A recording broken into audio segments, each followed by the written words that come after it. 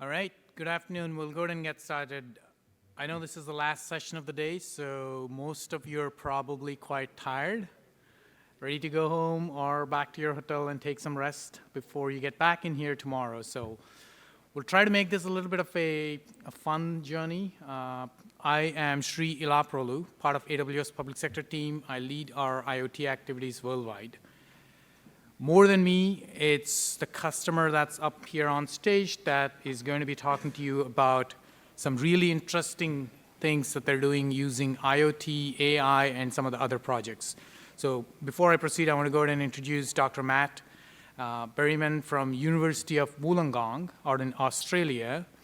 As part of the Smart Infrastructure Institute at the university, Matt and his team are focused on a number of activities related to IoT, AI, and machine learning, and a bunch of other things. So he has some interesting examples, and he'll walk you through some real implementations and some of the data that they're seeing in return.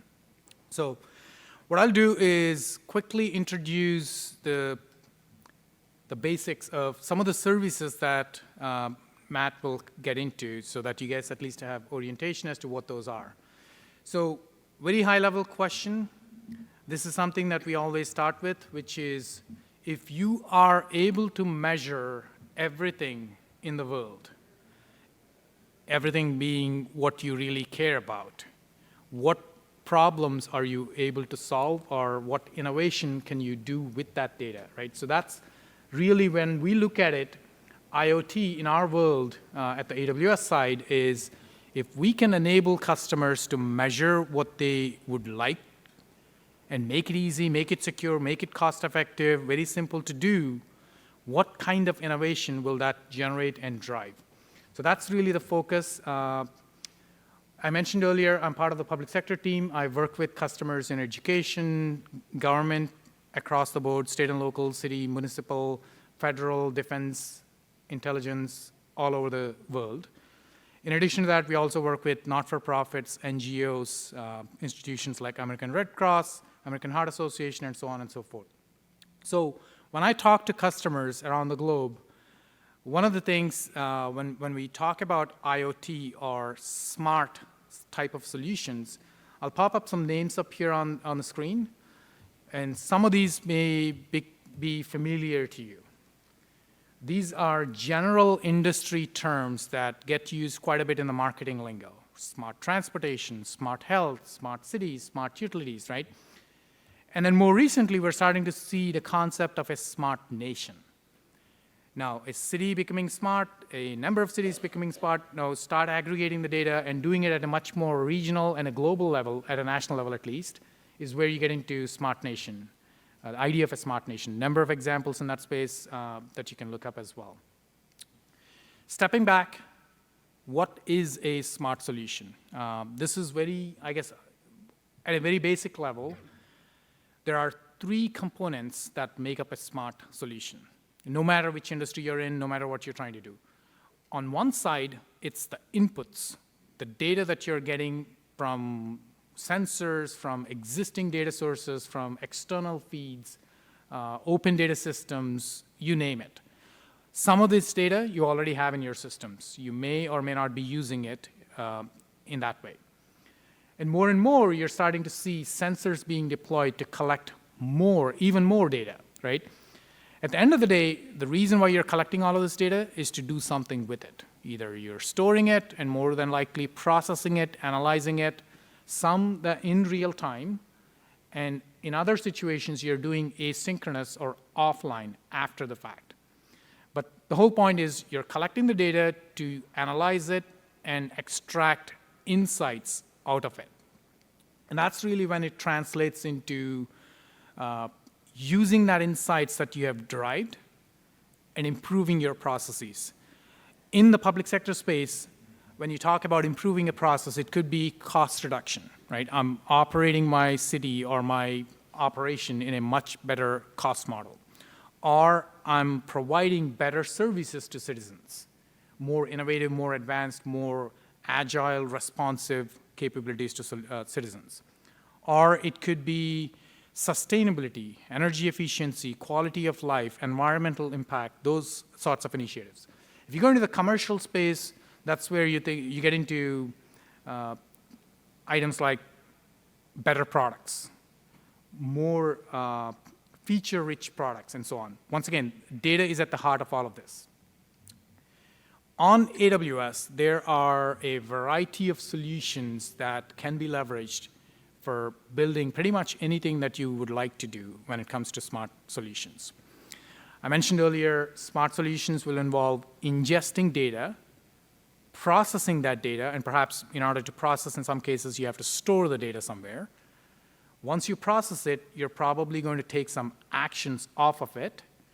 And then some of the data, if it's useful, you may retain it for a longer term, right? So that's where you do more of the machine learning, more of the deep analytics eventually.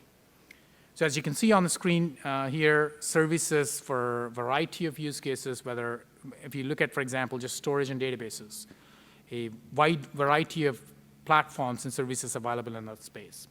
Or if you go into being able to do real-time analytics, as data is coming in, you're actually analyzing the data in real time and making decisions based on the actual data that you're receiving at that time. Or in the offline mode or asynchronous mode, you could do that machine learning algorithms, build your machine learning models to go deep into your data that you have collected, use that to build up, and in some cases, in fact, I'll get to IoT in just a second, you have access to invoke that machine learning functionality in real time. Artificial intelligence obviously is a very, very promising area. Some of the sessions that you may have attended, you've seen quite a bit of interest from customers, very innovative solutions coming out in that space. And we are absolutely thrilled with some of the capability that's already out in customers' hands. And that's an area where we are iterating quite rapidly as well.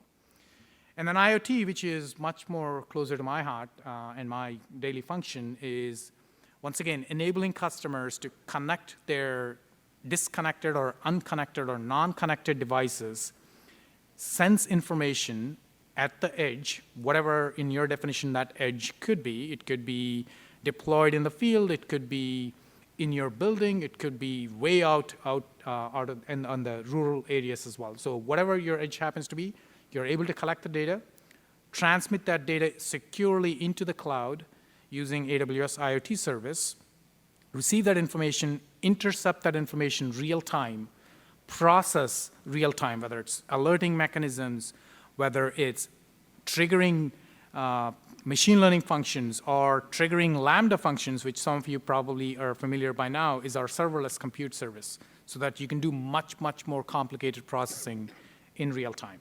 And then last, I'll touch on Greengrass, which is a new service that we announced back in December and went generally available last week in San Francisco.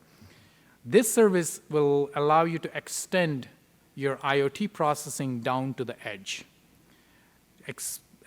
Purpose-built to deal with situations where you may have connectivity challenges, or you may be operating in situations where you need to be in extreme low latency response times. So you have to process things at the edge and react to it. Or you're operating in situations where your regulations and policies may restrict as to what data goes to the cloud and not. So Greengrass and IoT devices or services, when used in combination, gives you that end-to-end ability to capture data securely, transmit it to the cloud, process it real time, and in situations where you have connectivity challenges or cost of connectivity is too high or cost of movement is too high, process it at the edge, and then only send the bits that you need into the cloud for much more deeper analysis. So quick, I won't go through too much detail here because I know Matt will go through. But simply put, what AWS IoT service does, connect any and all devices that you have, use industry standard protocols. We support 3 protocols out of the box, MQTT, HTTP, and WebSockets. Only accepts traffic over a secure channel, TLS 1.2 or above. Connect and move data into the cloud, whether you're starting with 10 devices and tomorrow you decide to scale up to 10 million devices, doesn't matter, the service is fully managed in the cloud by AWS. And then service also does bidirectional traffic, meaning it's not just receiving information, It has the ability to send instructions back out to the physical world. So a simple example, temperature in this room, you have a thermostat that's reading the temperature setting every 15 minutes or so. Let's say it's sending up to the cloud. And then you have a simple business rule that you have defined saying if the last 3 readings are more than 70 degrees, go ahead and turn the AC on in this room, right? So it's simple logic like that you can do real time. As well as I mentioned earlier, you can do much, much more complex processing using that same intercept or rules engine capability that service offers. And on the right side is ability for you to build mobile, web, or any other types of applications for your users to interact with that system. I mentioned Greengrass takes that same model of what exists in the cloud, brings it down to on-premise in a software format, so you can actually run it on any hardware that, in fact, on your own hardware on-premise. The specs for Greengrass are such that it is able to be executed on a Raspberry Pi. So all it needs is 128 meg, 1 gigahertz processor, Linux distribution, and you're good to go. And we're trying to get that even smaller so that the goal here is that eventually Greengrass, and in fact, we're already seeing this, Greengrass living on the end device itself so that you don't have to move data. As soon as the data gets sent, you're able to process things locally. You make some decisions locally based on the logic that you've implemented, and then move data up to the cloud so that you can do much more complex processing in the cloud. I mentioned AI services such as, in this case, Lex and Poly are really interesting areas for us because this is where we see the trend in the industry headed. Sensors are awesome. They collect information and they react to things. But then if you can enable and integrate voice into that same solution, it gives you a completely different perspective. It's a different model in which users are able to interact with systems. In this case, what Alex is doing is it is sensing, in this temperature example, it's sensing using a sensor. That data goes through IoT service. It hits a Lambda function. Lambda function, in turn, is calling for user input. And then you then fire off any number of functions onward as well, including additional Lambda functions that you can trigger. The main distinction between Lex and Poly is Lex is a conversational bot mechanism. Lex is really what's inside Alexa. That's the engine, that's the brains that runs in the cloud. Poly, on the other hand, is more of a text-to-speech type of a service. You give it text input, it produces audio output, a stream of audio. It has support for 47 different languages in 24 different dialects, I believe, and expanding every single iteration. So the goal here is if you have situations where you would like to voice enable something, call Poly and it will trigger and convert it into desired audio output. An example could be you have an emergency response or alerting system where typically you've sent out, systems send out text messages or maybe update a website. You can easily add voice enablement of that where that same text message, in addition to going out as a text output to the user, can also get converted into an audio feed, and that audio attachment can also be sent out to the user. So it opens up a number of possibilities dealing with accessibility challenges, language preferences, and so on and so forth. For those of you that had a chance to sit in the keynote, Dr. Matt Wood went through Amazon Rekognition in quite a depth. But quickly touching on this, it is our deep learning service where, simply put, you give us an image gets analyzed in the cloud, and you get access to a lot of data coming off of the image. For example, on the first image here, a picture of a bicyclist on a bike. As soon as you upload that image and call Rekognition, it's extracting information off of it, and it's detecting, and it's giving you a precision score as to how confident is it, saying, is it a person? It is 99.3% certain that it is a person, right? So it opens up by processing images at a very, very large scale, and this is a service that acts on a sub 3 to 5 second at most. If you're feeding it a huge volume of data, it's reacting in 3 to 5 seconds and giving you all of the data.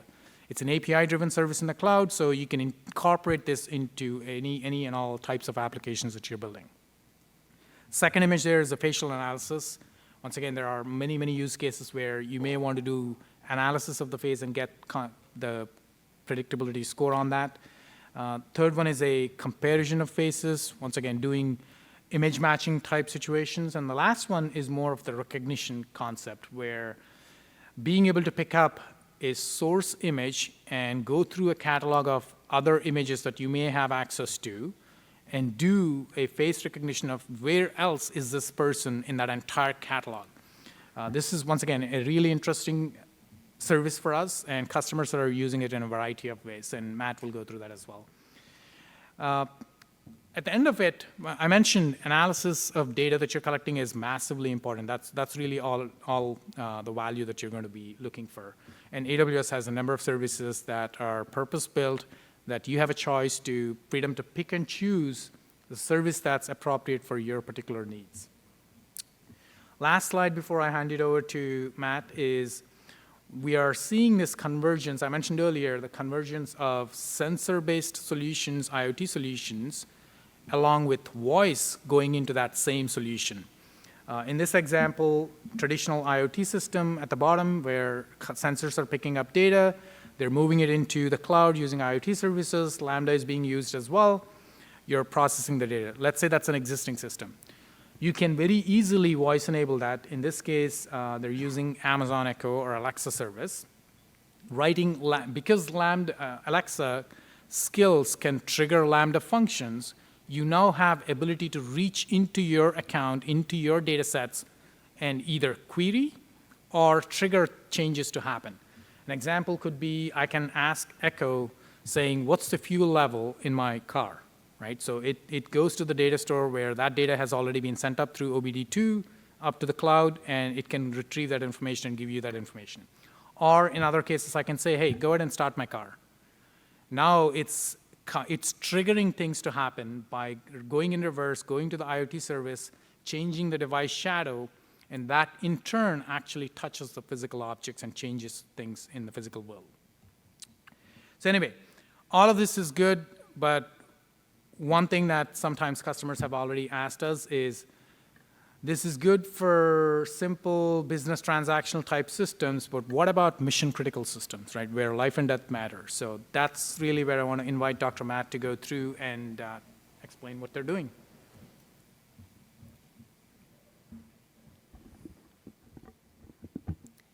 Thank you, Sri. So I'll talk to you today about PetaBencana, which Peta is an Indonesian word for map, and Bencana means risk. And it's a flood mapping service that my colleague Tom, who's here in the audience, and Etienne originally started life as Peta Jakarta, so Map Jakarta, when we were all together at the University of Wollongong. Tom and Etienne have since moved on to MIT, and I'm still working with them on this project through my startup company. So we started in Jakarta, and we've now expanded out to Bandung and Surabaya in Indonesia, also currently in development and test in India and Chennai as well. So a bit of background on the challenges facing Jakarta in particular. There's been very rapid urbanisation and also groundwater use. Jakarta, Greater Jakarta is now a city of 30 million people, so it's one of the world's large megacities. On top of that, we've got climate change, so we've got sea level rise and more intense rainfall events. With all the rapid urbanisation and the groundwater extraction, Jakarta is sinking rapidly. Around 40% of the area is actually below sea level, protected by this large seawall that you can see here. A small fraction of that, a few millimetres a year, is from climate change related sea level rise. The rest of that is just the groundwater and urbanisation causing Jakarta to sink. On top of that, in some areas of Jakarta, the trash collection service is non-existent, so people just dump their trash in the waterways, which can then clog up the floodgates and flood pumps of Jakarta. You can see my colleague Etienne here, and also my other colleague Frank in the photo. And the result of all of this is flooding, particularly in the monsoon from December through to March. There are usually several major flooding events, and you can see the impact here on people's day-to-day lives, very disruptive, both to their daily lives as well as to the economy. So although we'll talk about IoT, we really started with the concept of people as sensors. So people in Jakarta were already communicating about flooding in their local area. There are 79 million people using social media, of which 66 million people are in Indonesia accessing that from their mobile devices. And mobile devices are quite smart. You know, in my phone here, I've got a GPS unit, I've got a motion sensor, I've got a proximity sensor, and I've got communications and a camera as well. So there's already a lot of data there that's available if we could tap into it. And here is the result of actually looking at Twitter data where people have mentioned the word banjir, which means flooding in Indonesian, over a monsoon. And you can even start to make out with some of the lines there, the actual shape of the waterways. And then, of course, there's flooding that occurs along those. Information is really critical, and with our service, with all the information we collect, it's published as open data so that other users from the Jakarta Smart City project through to the US Pacific Disaster Centre can make use of our data in other ways, and we also keep historical data which is available for research as well. So the platform consists of a web map where we can display flood reports indicated with the water droplets here. And on top of that, as we'll see with some demos later, that you can actually go in and explore those flood reports. And then the emergency services have a custom interface and and the emergency services in Jakarta can then take that information and mark in regions on the map as being flooded. And there's a picture of the control centre there, where they're using our custom interface to take our social media data and other sources of data and map those. So we've done a trial of IoT. On the right is my 7-year-old daughter Chloe and developing the very first prototype of our sensor and plugging it together. So using just off-the-shelf parts, Raspberry Pi, some very cheap sonar sensors, and on the left in these 2 dots that you can see there, that's the sonar sensor. So using that to measure the time sound takes to travel to the water level and back, and therefore the depth of water in a canal. And the little sensor on the right of the box, the little white hatched one, is a temperature and humidity sensor. For this second prototype, the one on the left, we just use battery power and cellular data. For the next iteration, currently under development, we're looking at introducing solar power, so renewable energy, using a much smaller piece of circuitry and using LoRa technology, which is a low power, long range, free to use mobile communication technology specifically for IoT data. This is most of the code for the sensor. On the top is some setup. In particular, we use the SSL or TLS 1.2 certificates, and there's a custom one for each device. So if one of these devices was to be stolen or tampered with, we can just go into the Amazon console and remove that certificate, and then that device is no longer able to send spurious data. And of course, the data is encrypted in transit. So even though it's open data, we care about the quality of that data because people are making, really important decisions about that. So the security is really easy to use, but essential. And the remainder of the code here is really just taking some sensor data from the sensors using some libraries, and then just publishing that as JSON to a topic, which is then sent into the cloud. We did quite a bit of work to actually figure out where's the best place to put these sensors. So the grey circles here are the water gates and water pumps of Jakarta. There are some existing manual flood gauges, just a small handful of those shown in the green circles here, and we'll see some data from those later. In those ones, it's actually people having to go out look at where the water's up to on a marking on the side of the canal and phone it back. So it's a very time-consuming, labour-intensive process. And the IoT work is really about a fairly inexpensive way of complementing that, providing a richer set of data to the operators of those floodgates and flood pumps to hopefully make better decisions about how to direct that stormwater down the system. So there's me putting in one of the flood sensors, this photo taken by my colleague Frank. So it was quite dirty work. We had not just the software and hardware challenge, but also the challenge of how do you put it in. And we came up with these metal boxes, which we then strapped around the beams and padlocked in, and also got the local people to keep a bit of an eye on it. So physical security was also very important to us. From our perspective, this is $200 worth of off-the-shelf kit, fairly inexpensive. But when you're living under a bridge, as some of the people in Jakarta do, earning $1 a day, this is a lot of money to you. So the theft risk was there. And then this is the first night's worth of data that we collected. And you can see there's a bit of diurnal variation here. You might ask, is that tidal or something like that? It was actually the stormwater in the afternoon, and as it makes its way down the water, down the waterways. And there are a couple of little spikes at the end.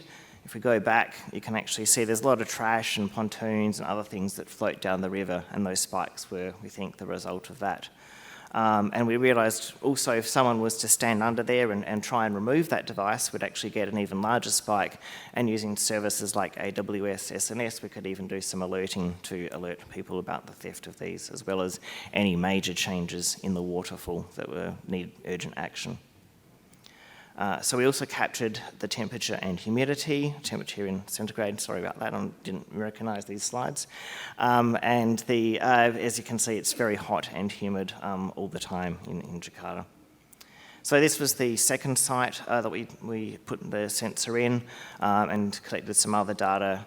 Same sort of thing, a diurnal variation, different timing due to the different position on the waterway network.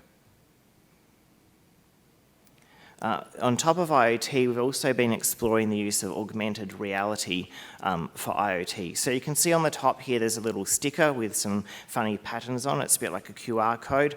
And you hold up an iPad, as I did here, and it scans in the QR code, identifies this as sensor number 5, and it will then fetch the data from the database and overlay that on top of the actual sensor. And there are some uses here, as well as in sort of industrial IoT for walking around, say, some sort of factory and seeing what's happening where, using sensor data and augmented reality.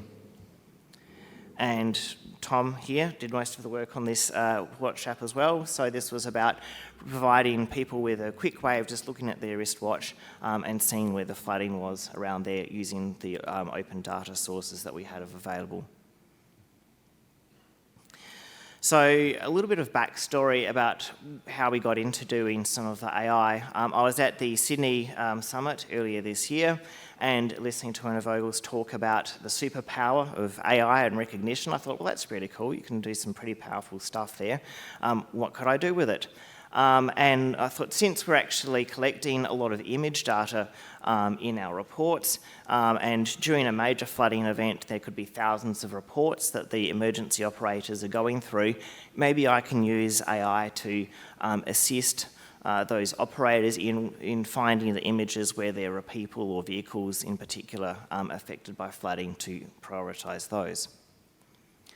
Now, after that summit session, I went to go to the technical talk on Rekognition to learn more about it, except the Sydney Summit was packed and I couldn't make it in. So I thought, well, how hard could this be really? And the answer is it's actually quite easy. Here I'm just basically taking some images out of S3 and I'm just using an API call, couple of API calls, one to Rekognition and then another one to SNS to just run the images through the image classifier and spit the data back out. And the end result looks a bit like this. So here was an image which someone submitted. There are some vehicles here being affected by flooding.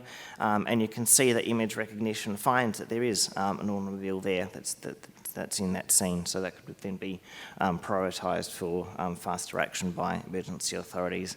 And it's still a bit of work in progress to build that in to the web interface for the emergency operators. So next I'll just show you a little bit of a video around what the reporting workflow looks like when a member of the public actually wants to make a flood report. So, is it going to play?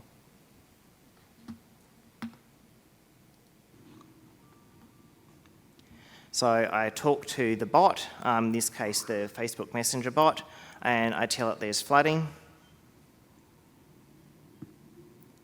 And it comes back with a custom reporting link, which I then open.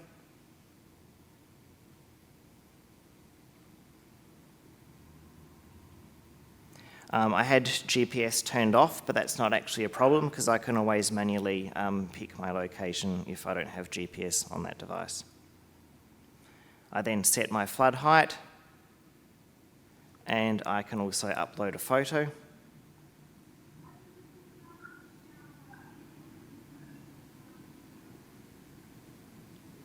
Type a bit of a description of what's going on.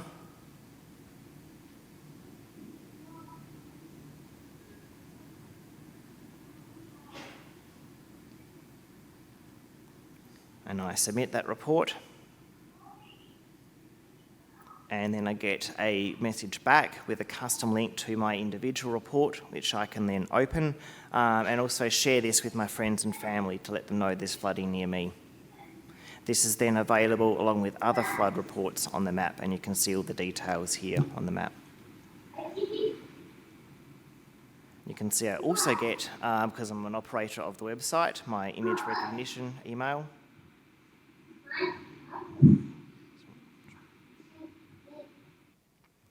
And you can see it's found people and an automobile there. I might just save the demo for later and talk a little bit about the architecture that we've got. So we originally started with just Elastic Beanstalk, which is where you take a monolithic web app and you give it to Elastic Beanstalk. And Elastic Beanstalk is a great little service for running web services, and it will automatically scale your web service up to cope with more traffic as it comes in. When that traffic goes down again, it'll scale back down and saving you on servers, and therefore a big cost saving as well. And we've really started to put in a lot of Lambda functions as well, because with the Lambda function, you just upload your code and the AWS Lambda automatically runs that when it's needed, closes it down completely when it's not. So there's even more cost savings available there. The other thing which is going on is we've got our a little bit of code which is running on an EC2 instance here. To both listen for events reports coming in and giving people back their thank you messages via some Lambdas, as well as Cognicity reports, which is listening to Twitter. Now, hopefully with Aurora Postgres, when that's released, like the Aurora MySQL, it'll support Lambda triggers, which means we can actually get rid of that and just trigger these Lambdas directly from our database. And also with some changes to Twitter API, also hopefully get rid of that. So we can get rid of this EC2 instance, move to AWS Lambda, get some cost savings there. A little bit of a trade-off though when it comes to the core of the web application, in that if we used Lambdas, we don't get some of the caching and other advantages that we've got with our web app, so we'd actually have to make the database a little bit bigger. So there's a little bit of trade-off there. There's the IoT stuff. There's our images bucket, which we have a Lambda which shrinks the images for faster use, faster transfer of the internet, and there's our Rekognition work there as well. Again, once the image goes into the S3 bucket, it just triggers that Lambda function, calls Rekognition, and then sends me the results via email. And we're using CloudFront for our static content to make sure that it's available locally to people for faster page load times. So in February this year, we had a major flooding event. And here you can see the flooding in some areas was really quite high. And here's an actual graph of the roughly 1,000 or so reports that we had in, and you can see the distribution of flood heights in centimetres here. The spike at 50 centimetres, that's actually the default sort of level that's in the report card, you might have seen.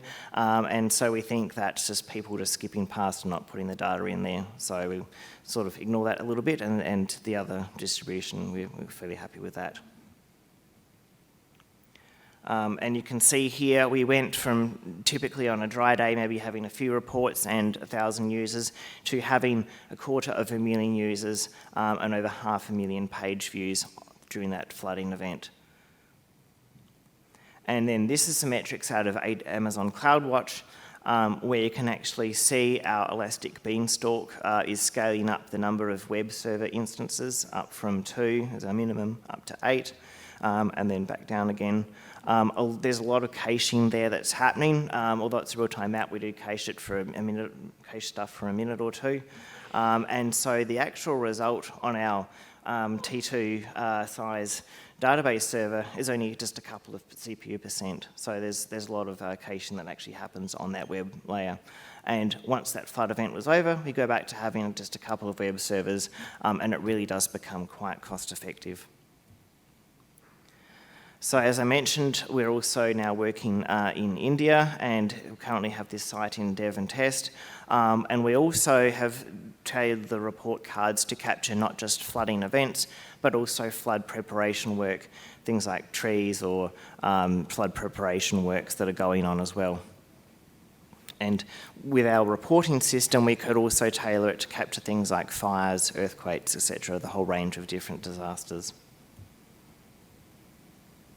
So I might just go on to the demo and then take questions after that.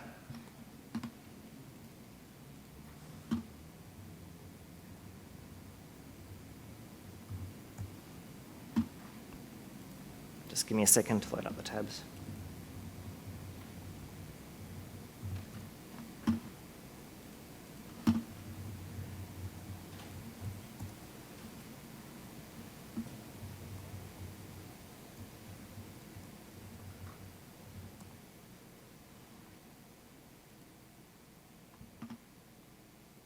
So here we can actually see the Twitter bot in action.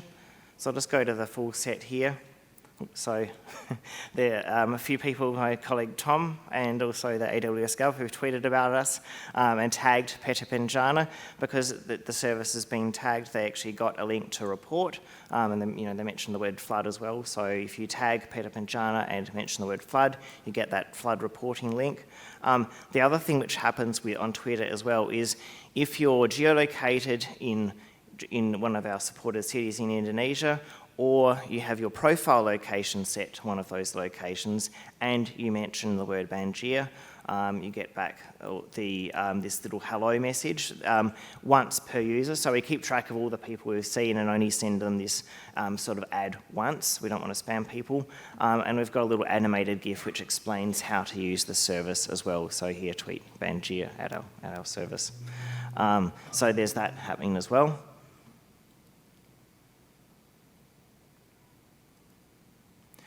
This is the secure interface that the emergency authorities use, so I'll just come in here and log in.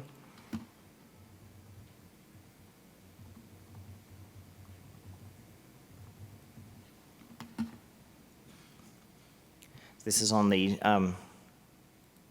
development or demo version of our site, so I don't want to actually affect the real-world data, so, but the basic principle is the same. So in a second, you'll see there are some of the manual gauges there, and if they're reports, they would all show sharp on this map. And I can select a region where I've got some information, maybe a flood report from Twitter, or maybe one from an emergency worker in the field. And I can select a region, and I can mark it with hati, caution, just a low level of flooding, up to waist height, head height, or above head height in flooding. And a second later, it'll mark that region as flooded. And then on the public site, this is the dev or demo version.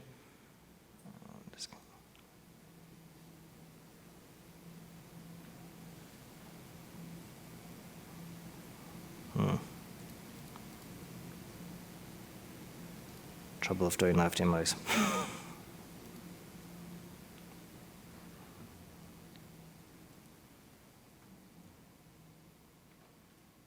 I might show that one after on my own laptop. So that's the basic site as well. I'll just see if I can get the public site to come up.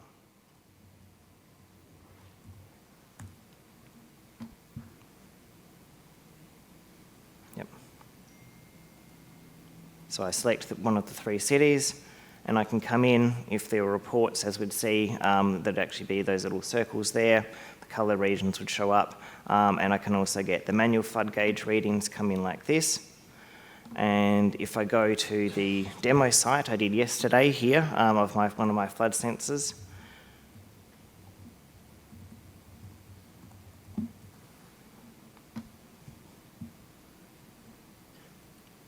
you'll see there's a sensor marked there.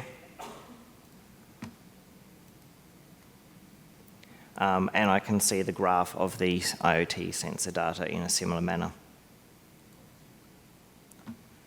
Okay, any questions? Any questions? Anything? Yeah. What did you say the name meant? PetaBencana, and Peta means map, and Bencana means risk. So it's risk map. Yep. What would be involved in activating another city? Okay. So in terms of the work to take this to another city, the open source software is there. We've started on the path towards doing it as a CloudFormation stack, which could then be available in the marketplace. But then there would need to be some work to tailor it to things like the local language, in terms of the keyword detection as well as the user interface. Other work that's required, if you want to use that custom interface, you need to have a source of data on those administrative boundaries and things like that. So we're moving towards having it as sort of a ready-to-use stack, but there is that customization work required. And again, there's still a little bit of work which is ongoing to support other disaster types as well. Yeah, we could just do it. If you didn't want to do the sort of administrative regions and put the official flood height data in, you could just get started on the social media quite easily, yeah. So we've done, for example, when we did the stack in India, I probably spent just a few hours just loading it up in Amazon, so it's fairly straightforward, and again, it's going to become more straightforward with a CloudFormation stack, sort of almost push of a button. And a lot of the other work I did on India was actually to take some of the new architecture and put that in place. So we're currently sort of going through a bit of a phase of just sort of evolving the architecture, moving towards more Lambda, and then wrapping some of that up. Any other questions? All right, great. Thank you, guys. And if you get a chance, yeah, sorry. So what is machine learning to Amazon, to AWS? What role does that play? So in general, when customers, so this is something that has been in use at Amazon for a number of years as a retail business, because we deal with lots of data. We need to be able to use that data to start not just looking at what happened, but start to get a sense of what could happen or will happen, right? So that's more the predictive side of it. That's really where, when you go back and look at our retail site, when you do recommendations, right? So when you search for something or you buy something, we give you a number of other recommendations. Or based on your history, we can also say other people have purchased X types of things, right? That's a very simple example of where machine learning is being used. If you go to our retail and fulfillment facilities, we deal with billions of orders around the clock. So being able to predict as to where products need to be and when allows us to optimize that logistics chain end to end. When you bring that same concept into AWS, we're once again operating at a very global level, which means service planning. When do we need to increase our infrastructure based on consumption? When do we need to think about launching new capabilities in a particular region, based on inputs and data that we're receiving, right? So that's another example. So taking that kind of a methodology and making that as easy to use or as easy to use as possible so that customers that are using the platform can do it on their own data. You'll hear examples bringing it to the IoT side. If you look at predictive maintenance, right? So you're collecting information off of sensors as to how certain things are working or not working, using that information and then using machine learning to start predicting when failures will happen. So once again, the whole goal being that you want to prevent that failure from happening, if possible, and then try to reduce the cost of that failure as much as possible. Ultimate goal is to never have that failure in the first place, but if you can avoid and minimize the cost and downtime, that's a goal, right?